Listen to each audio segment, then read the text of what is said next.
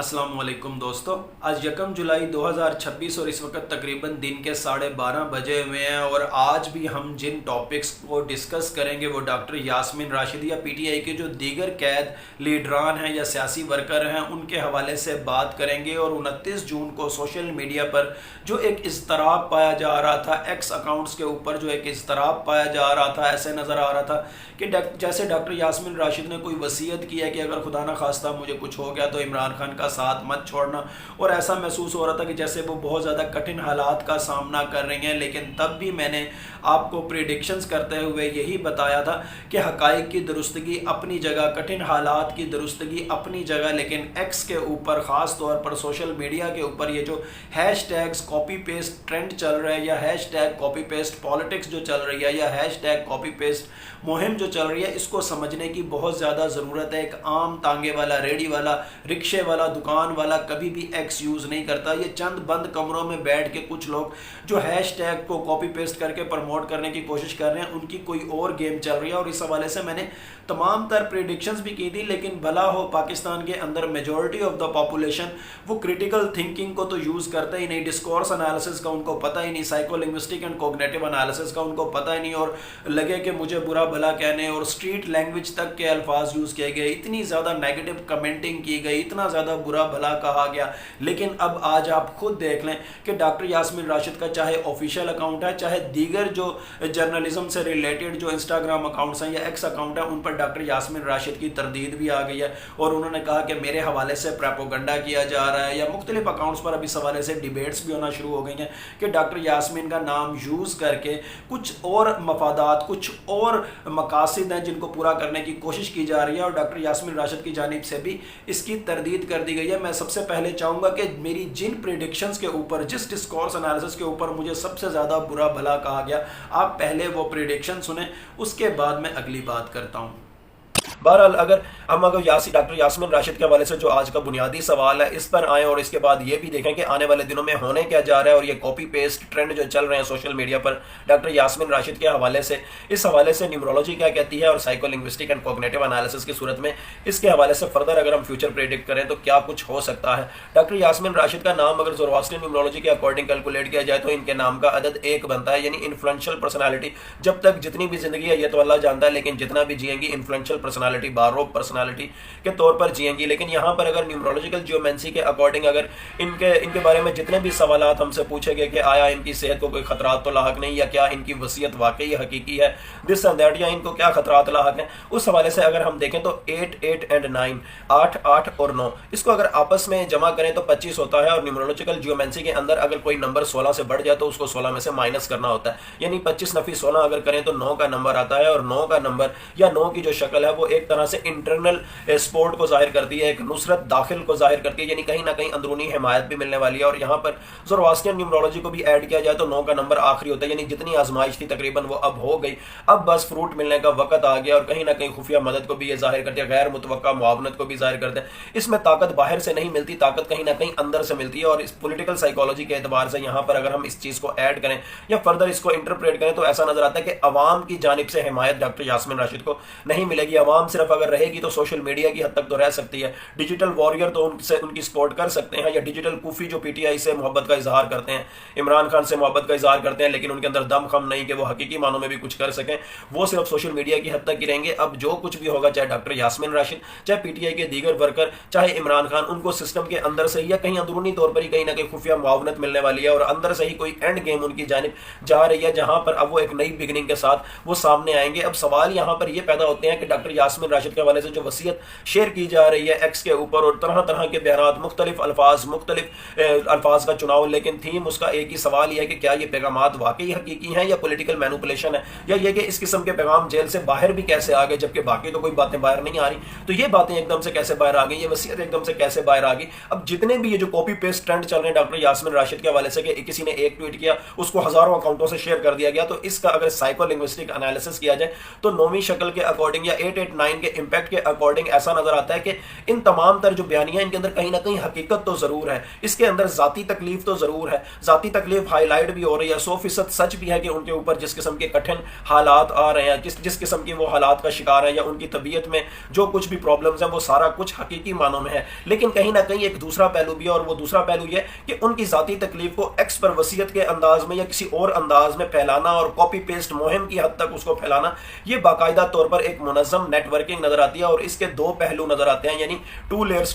Strategy یہ نظر آتی ہے۔ ایک جانب تو پی ٹی آئی سے محبت کے دعوے دار لوگوں کے اندر ہمدردی کے نام پر اگریشن جنریٹ کرنا تاکہ وہ سڑکوں پر نکلیں اور ایک اور 9 مئی کا سا واقعہ ہو اور ہم کہہ سکیں کہ دیکھو پی ٹی آئی تو ہے ہی ایسی، اور دوسری بات یہ کہ موجودہ سیاسی حکومت پر موجودہ پولیٹیکل پپٹس کے اوپر دباؤ ڈالنا تاکہ ان سے اپنی حمایت میں یا اپنے من پسند کچھ اور فیصلے لیے جا سکیں، یا ان سے جان چھڑانے کی کوشش، یا عوام بمقابلہ جو پولیٹیکل پپٹس ہیں ان کو آپس میں اس طرح سے ایک دوسرے کے ساتھ لڑائی کروانا کہ حالات کچھ اور ہو جائیں اور لوگ ایک دوسروں کے ساتھ لڑیں، اور اس کے بعد ہم اپنی مرضی کی کوئی حکومت انسٹال کر سکیں یا اپنی مرضی کا کوئی نیا نظام انسٹال کر سکیں، یا دونوں صورتوں میں 2 فائدے بھی لیے جا سکتے ہیں کہ پی ٹی آئی کو اگریسو پارٹی ڈکلیئر کر دیا جا سکے، اور دوسری جانب حکومت کو بھی یہ کہا جا سکے کہ یہ موجودہ معاملات کو سنبھالنے میں ناکام رہی ہے، لیکن دوسری جانب پولیٹیکل پپٹس کی جانب سے بھی حالات کا ادراک ہے، اور وہ کہیں نہ کہیں گرینڈ کانسٹیٹیوشنل ڈائلاگ کی اور کہیں نہ کہیں مذاکرات کی یا مساک معیشت یا مساک جمہوریت کی بھی بات کر رہے ہیں، لیکن یہ جو کاپی پیسٹ ٹرینڈ چل پڑے ہیں، کاپی پیسٹ مہم ایک چل پڑی ہے، بظاہر تو ڈاکٹر یاسمین راشد سے ہمدردی کی بنیاد پر ہے، لیکن بیک اینڈ پہ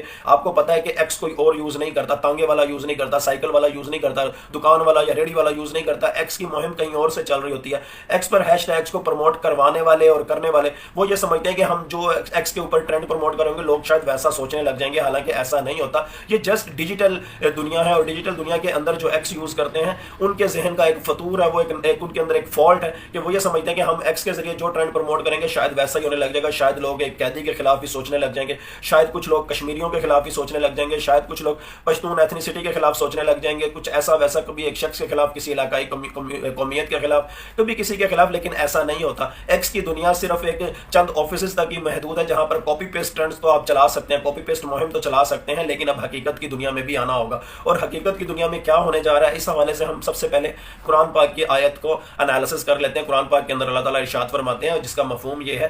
عربی جس کی یہ ہے وَمَكَرُوا وَمَكَرَ اللَّهُ وَاللَّهُ خَيْرُ الْمَاكِرِينَ، اور اس کا ترجمہ یہ ہے کہ and they plot and Allah plans and Allah is the biggest planner. بظاہر تو یہ کچھ پلاٹ ہو رہا ہے جو کچھ بھی آپ کو نظر آ رہا ہے، لیکن یہاں پر کہیں نہ کہیں اندر خانے اب کیا ہونے جا رہا ہے، ایسا نظر آتا ہے کہ جیسے حکومت کے اندر سے بھی اب کوئی غیر متوقع آواز اٹھے گی ڈاکٹر یاسمین راشد کی فیور میں، یا پی ٹی آئی کو جو دیگر قیدی ہیں ان کے حوالے سے اور رہائی کے حوالے سے یا علاج کے حوالے سے، لیکن اس کے ساتھ ساتھ یہ جو کچھ بھی کمپین چل رہی ہے، کاپی پیسٹ کمپین چل رہی ہے، اس کی وجہ سے کہیں نہ کہیں ان گروپ ٹسل بھی آپ کو نظر آئے گی، اور اس حوالے سے بھی میں پچھلے کچھ دن سے آپ کے سامنے ولاگ کر رہا ہوں۔ کہیں نہ کہیں موجودہ سیاسی کلچر کے اندر، موجودہ سیاسی کلچر کو ڈیزائن کرنے والوں کے اندر بھی اندرونی ٹوٹ پھوٹ آپ کو نظر آئے گی، اور یہی ٹوٹ پھوٹ آپ کو پولیٹیکل پپٹس کے درمیان میں بھی نظر آئے گی، اور اسی درمیان میں کہیں نہ کہیں بظاہر تو یہ موجودہ پولیٹیکل پپٹس کو اور پی ٹی آئی کے جو ڈیجیٹل وارئرز ہیں یا جو پی ٹی آئی سے حقیقی محبت کرنے والے ہیں ان کو آپس میں لڑوانے کی ایک کوشش ہو سکتی ہے، لیکن اس دوران میں کہیں نہ کہیں عدلیہ آپ کو ضرور ٹریگر ہوتی ہوئی نظر آئے گی، اور اب عدلیہ کے جو فیصلے ہوں گے وہ پالیٹکس کی بجائے انسانی حقوق کی بنیاد پر آپ کو ہوتے ہوئے نظر آئیں گے، اور اس کے ساتھ ساتھ پی ٹی آئی کے جتنے بھی قیدی ہیں وہ اب اس وقت پاکستان کا اگر ذائچہ بنایا جائے تو ایسا نظر آتا ہے کہ پولیٹیکل ٹول فار موومنٹ بن چکے ہیں۔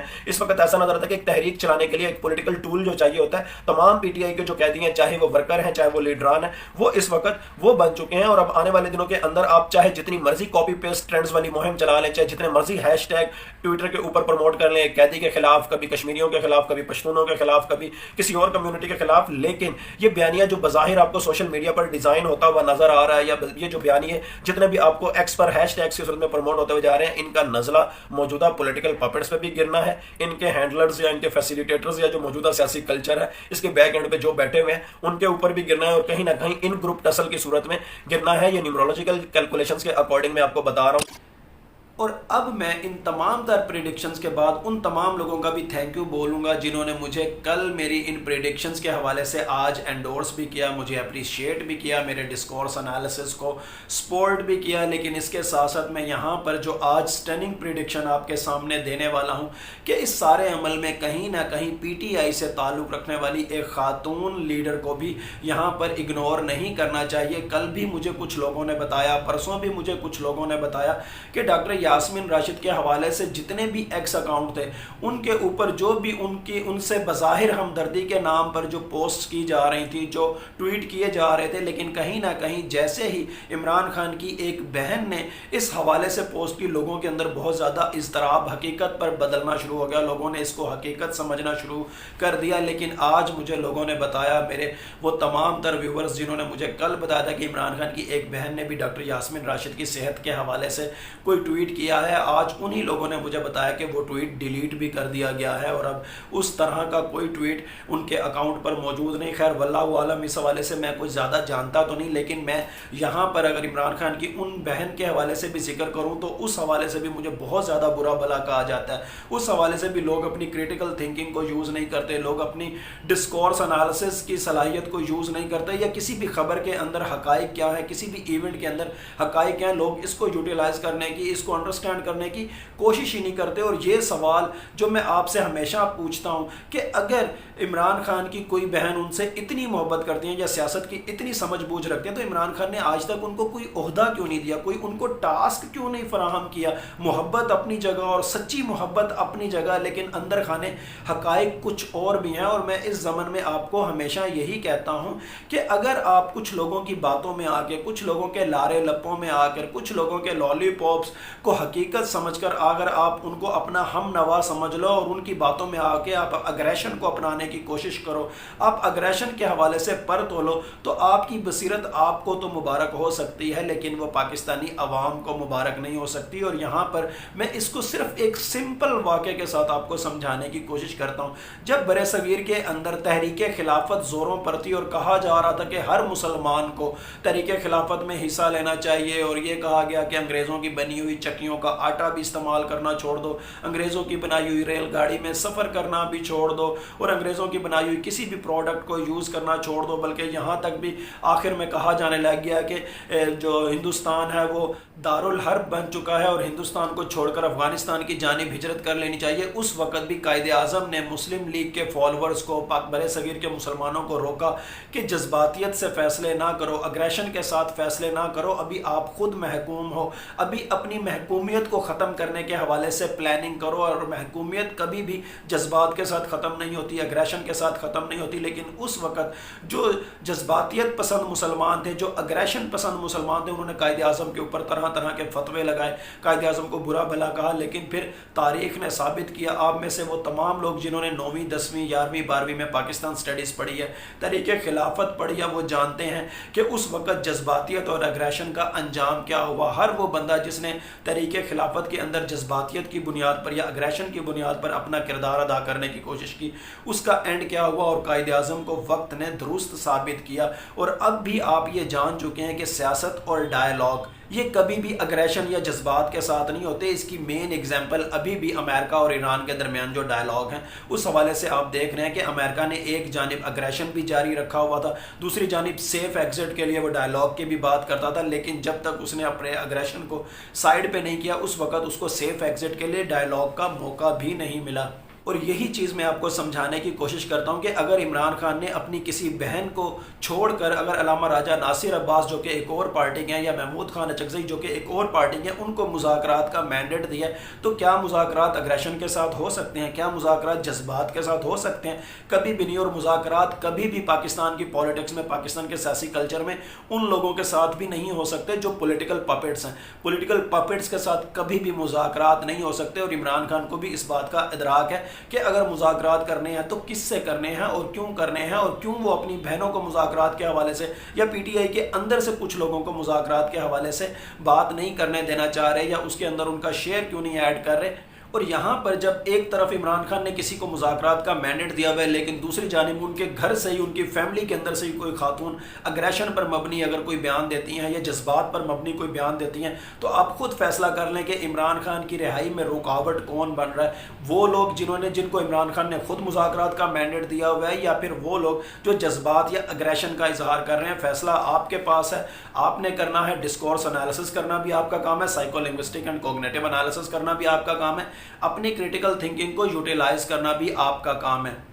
اور ابھی بھی اگر آپ مجھے برا بھلا کہنا چاہتے ہیں، ابھی بھی آپ اسٹریٹ لینگویج یوز کرنا چاہتے ہیں، ابھی بھی آپ نیگیٹو کمنٹنگ کرنا چاہتے ہیں، تو آپ کا مستقبل آپ کے ہاتھ میں ہے، بالکل اس طرح جس طرح تحریک خلافت کے دوران بہت سے مسلمانوں نے برِ صغیر کے بہت سے جو تحریک خلافت کے فالورز تھے انہوں نے قائد اعظم کو بھی برا بھلا کہا تھا، لیکن وقت نے قائد اعظم کی سیاسی بصیرت کو حقائق پر مبنی ثابت کیا اور قائد اعظم کو ایک مصلحت پسند لیڈر ثابت کیا۔